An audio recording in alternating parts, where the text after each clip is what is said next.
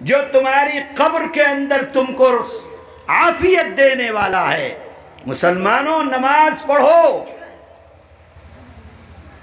ایسی نماز کہ جب سے بالغ ہوئے اور جب تک قبر میں جاؤ تمہاری کوئی ایک نماز بھی تمہارے اوپر فرض کا باقی نہ رہ جائے۔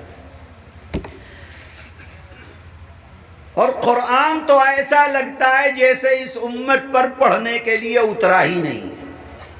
بیچارے مدرسے کے اندر طلبہ اپنا تلاوت کرتے رہتے ہیں، پڑھانے والے پڑھاتے ہیں، لیکن عوام، اگر کسی کو خدا نے بہت توفیق دے دی تو رمضان میں قرآن پڑھ لیں گے، پھر اس کے بعد جو بند کر کے رکھیں گے تو اگلے ہی رمضان میں اس کا وقت آئے گا۔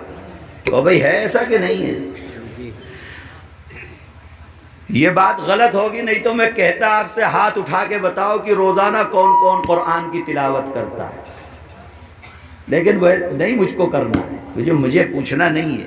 ہر آدمی خود دیکھے کہ قرآن جو اللہ نے نازل فرمایا، اللہ کا نبی سب سے زیادہ محبت اور تعلق قرآن سے، رات و دن قرآن پڑھنا، راتوں کو اٹھ کے قرآن پڑھنا، نمازوں میں 7 سپارے 8 سپاروں کی تلاوت کرنا، نبی کا فرمانا کہ یہ قرآن اللہ کی رحمت کی رسی لٹکی ہوئی ہے، جو چاہے اللہ کی رحمت تک پہنچنا، قرآن کو پکڑ کے پہنچ جائے۔ قرآن پڑھنے والوں کے سلسلے میں اللہ کے نبی کی طرف سے بڑی بڑی بشارتیں، نہ پڑھنے والوں کے سلسلے میں گھروں کے اندر کیسی کیسی مصیبتیں، تکلیفیں سب جانتا ہے مسلمان، لیکن اس کے بعد قرآن کی تلاوت نہیں کر سکتا۔ زندگیوں کو بدلو، اپنے رابطہ اپنے اللہ کے ساتھ مضبوط کرو۔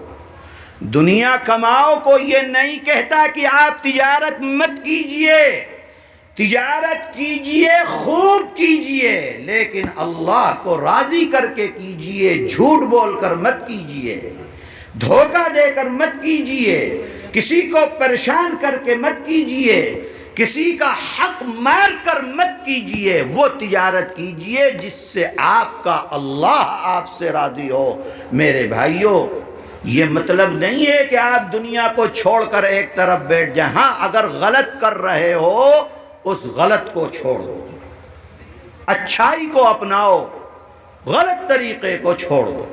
یہ مدرسہ جس کا اعلان کیا گیا کہ 1933 میں یہ مدرسہ قائم ہوا ہے، تقریباً 90 سال اس مدرسے کی زندگی ہونے کو آ رہی ہے۔ اللہ سے دعا ہے کہ اللہ تا قیامت اس کے فیض کو جاری فرمائے۔ اور بھئی انہوں نے اعلان کیا کہ عید کے بعد یہاں پر دورہ حدیث شریف کی تعلیم شروع کی جائے گی، یعنی بخاری پڑھائیں گے۔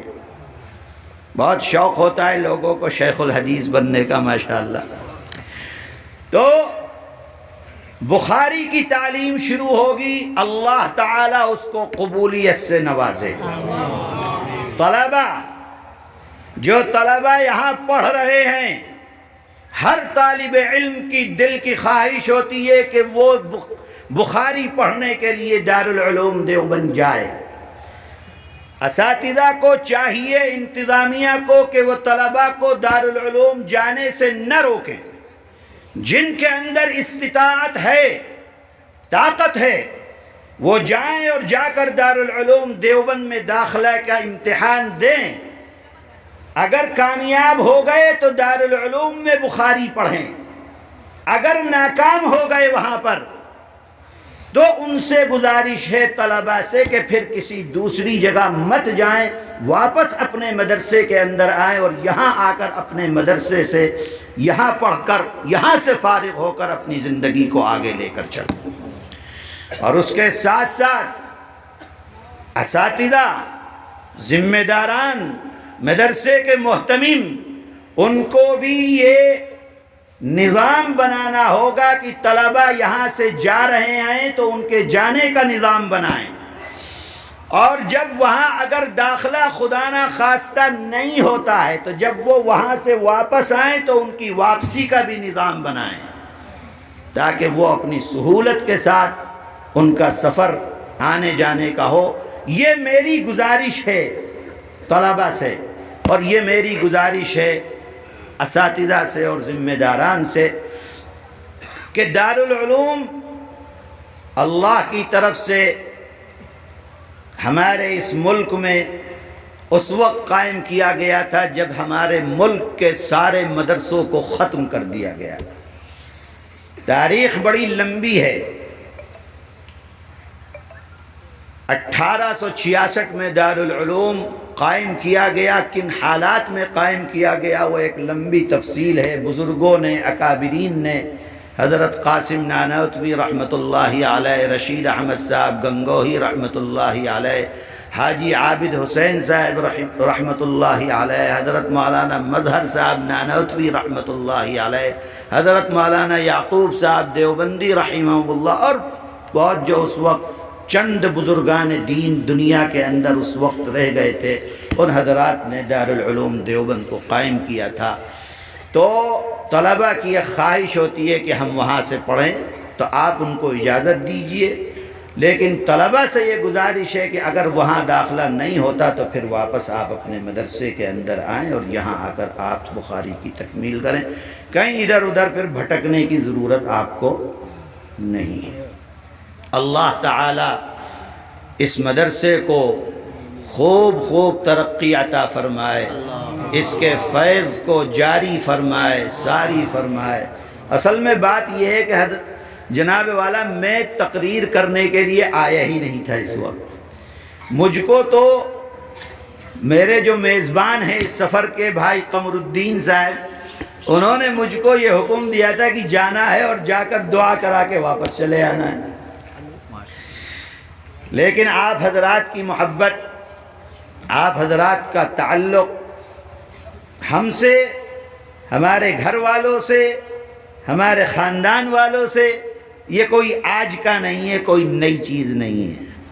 ہم اپنے دادا رحمت اللہ علیہ کی جب تاریخ کو پڑھتے ہیں تو معلوم ہوتا ہے کہ بھئی جب تک ملک آزاد نہیں ہوا تھا تو سلہٹ بھی آسام کے اندر تھا، اس وقت بنگال میں تھا، آسام سے لگا ہوا، یہ کریم گنج سے اوپر سلہٹ ہے، بیچ میں ندی ہے، ادھر کریم گنج ہے، ادھر جو ہے وہ سلہٹ ہے۔ اس کے بعد جو یہاں کے لوگ تھے وہ حضرت مدنی رحمت اللہ علیہ کے ساتھ، اگر آپ سلہٹ میں ہیں تو سلہٹ، باسکندی میں ہے تو باسکندی، آپ کا قیام ٹانڈے میں ہے تو ٹانڈے، آپ کا قیام دیوبند میں ہے تو دیوبند، جہاں جہاں حضرت دادا رحمت اللہ علیہ رمضان کا سفر کرتے تھے وہاں کا قیام کرتے تھے، یہاں کے حضرات ساتھ ان کے ساتھ لگے رہتے تھے۔ تو یہ ہمارا اور آپ کا پیار اور محبت اور تعلق تو ایک بہت پرانی چیز ہے۔ ہم نے سنا ہے، بھائی بیٹھ جاؤ، بہت بات نہ کرو، ہم نے سنا ہے کہ رمضان المبارک سے قبل گجرات کے، مدراس کے بہت سے لوگ دیوبند آئے ہوئے تھے حضرت دادا رحمت اللہ علیہ کے پاس، قیام رمضان ان کے یہاں ہو اس کے لیے۔ بڑی جماعت تھی، کافی لوگ تھے، گجرات کے بھی تھے، وہ چاہتے تھے کہ گجرات قیام ہو، مدراس وغیرہ کے لوگ تھے، وہ چاہتے تھے کہ مدراس میں قیام ہو۔ چند دن رہ گئے تھے رمضان شروع ہونے میں، حضرت دادا رحمت اللہ علیہ، وہ لوگ اصرار کرتے تھے، دادا رحمت اللہ علیہ فرماتے تھے بھئی ابھی رک جاؤ، ابھی آسام کا وفد آنے والا ہے، حضرت مولانا احمد علی صاحب رحمت اللہ علیہ، ابھی آسام کا وفد آنے والا ہے، وہ آ جائے اس کے بعد فیصلہ کریں گے کہ کہاں جانا ہے۔ حضرت مولانا احمد علی صاحب رحمت اللہ علیہ چند لوگوں کو لے کر یہاں سے اور پہنچ گئے۔ عصر کے بعد مجلس چل رہی ہے، سب لوگ بیٹھے ہیں، گجرات والے بھی بیٹھے ہیں، مدراس والے بھی بیٹھے ہیں، حضرت دادا رحمت اللہ علیہ بھی بیٹھے ہیں، مولانا احمد علی صاحب پہنچ گئے۔ بھئی مولانا احمد علی کیوں آئے ہو؟ کہ حضرت چاہتے ہیں کہ قیام رمضان باسکندی میں ہو اس سال آپ کا، اسی محفل میں حضرت نے اعلان فرما دیا کہ بھئی اس سال قیام رمضان باسکندی میں ہوگا۔ گجرات والے بھی دیکھتے رہ گئے، مدراس والے بھی دیکھتے رہ گئے، اور حضرت نے قیام کا اعلان فرما دیا باسکندی کی۔ تو یہ محبت تھی آپ لوگوں سے، آپ کے بڑوں سے، آپ کے بزرگوں سے۔ میرے بھائی، ہم تو اسی محبت کو لے کر آپ کے پاس آئے ہیں۔ یہ ہمارا اور آپ کا تعلق کوئی نیا تعلق نہیں ہے، کئی 100 سال ہو گئے ہوں گے اس تعلق کو قائم ہوئے۔ اللہ تعالیٰ تا قیامت اس تعلق کو قائم فرمائے۔ اللہ نے جس طریقے سے یہاں جمع فرمایا، اللہ اپنی جنت میں بھی ہمیں اسی طریقے سے جمع فرمائے۔ اللہ تعالی ہمارے تمام گناہوں کو معاف فرمائے۔ اللہ اپنی رضا عطا فرمائے، اپنے حبیب حضرت محمد صلی اللہ علیہ وسلم کی سنت کے مطابق اپنی زندگی گزارنے کی توفیق عطا فرمائے۔ وآخر دعوانا ان الحمد للہ رب العالمین وصلی اللہ تعالی علی خیر خلقہ محمد وآلہ واصحابہ اجمعین۔ بھئی چندے کو کہہ رہے ہیں یہ حضرات کہ آپ اعلان فرما دیجئے تو کچھ چندہ ہو جائے گا۔ دیکھو میں آسام کے سفر میں ہوں تقریباً 23 تاریخ سے،